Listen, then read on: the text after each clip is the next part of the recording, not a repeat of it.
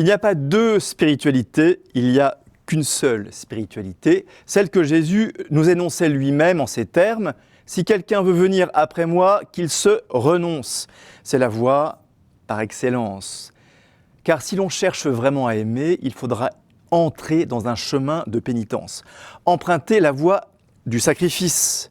L'amour a un prix. Et comme il est difficile d'entrer dans cette radicalité, dans ce dépouillement que synthétise l'obéissance chrétienne, l'autre nom de l'amour.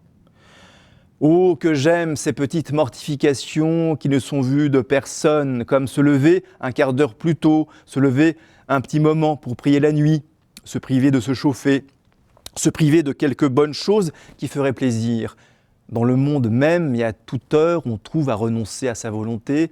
Lorsque deux choses se présentent à faire, on donne la préférence à celle qui nous plaît le moins.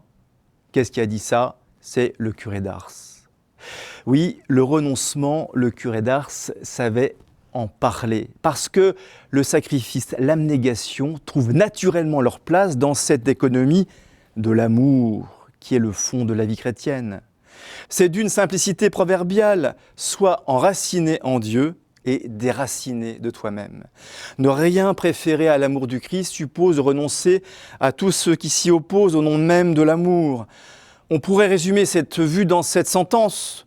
Voyez dans chaque vouloir divin une porte de sortie et une porte d'entrée, dit le Père Marie-Étienne Vessière. Sortez de vous-même, entrez en Dieu.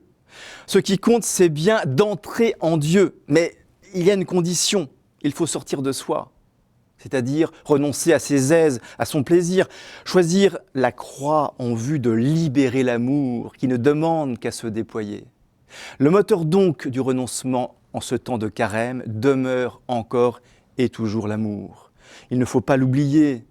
Méditons ces réflexions.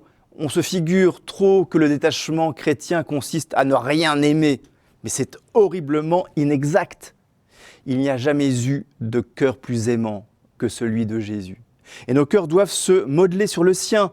Aimer est le grand et même l'unique commandement, l'amour, mais un amour ordonné, un amour qui puisse vivre et se communiquer, se déployer. Voilà la grande œuvre du carême, libérer encore une fois l'amour qui passe, c'est vrai, par un nécessaire détachement.